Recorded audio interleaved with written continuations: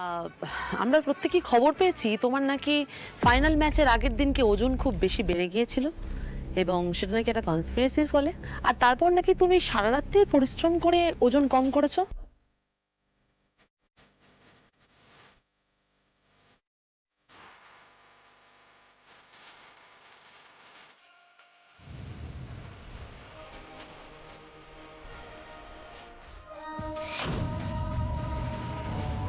তোমার কি মনে হয় এই ষড়যন্ত্রটা তোমার জীবনের একটা অঙ্গ হয়ে গেছে?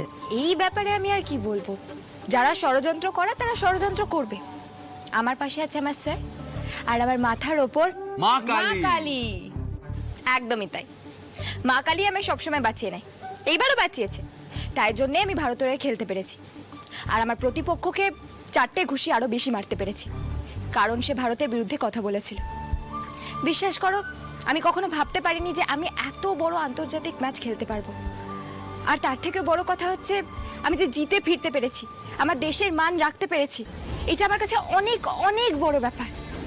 আর এই জয় শুধু আমার নয়, এই জয়ের পেছনে সব থেকে বড় অবদান হচ্ছে আমার স্যারের। আমার স্যার যদি না থাকতো আমার পাশে, তাহলে আমি এগুলো কিচ্ছু করতে পারতাম না, কিচ্ছু না। একটু খেলার বাইরে আসি। বক্সিং করে যেরকম তুমি প্রতিপক্ষকে হারিয়ে দিয়েছো, আমরা দেখলাম রাজনীতির ময়দানেও এক মুখোশধারীর মুখোশ খুলে দেওয়ার নেপথ্যে তুমি। তিনি রুদ্ররূপ সান্যাল। এই ব্যাপারে তোমার কি অভিমত? দেখো, আমার মনে হয় না এই ব্যাপারে কিছু বলার আমি যোগ্য।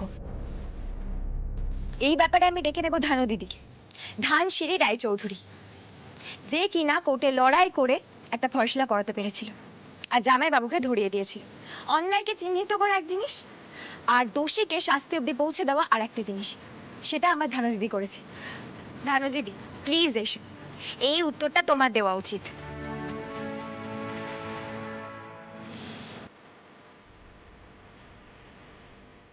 ধানসিঁড়ি ম্যাডাম বলুন। দেখুন, রুদ্ররূপ সান্যালের মতো একজন ক্রিমিনালকে শাস্তি দিতে পেরে আমি মনে করছি আমার ওকালতি পড়া সার্থক হয়েছে। আচ্ছা আচ্ছা আচ্ছা, অনেক হয়েছে, অনেক সিরিয়াস আলোচনা হয়ে গেছে এই আনন্দের মুহূর্তে। এইবার অনুষ্ঠানের মূল আকর্ষণ, কারণ ফুলকি দাসের সংবর্ধনা সভা কমপ্লিট হবেই না যদি না নাচ গান হয়। তাহলে আসুন আমরা এই অনুষ্ঠান মাতিয়ে দিই ওর প্রিয় গান, লাইটস অফ।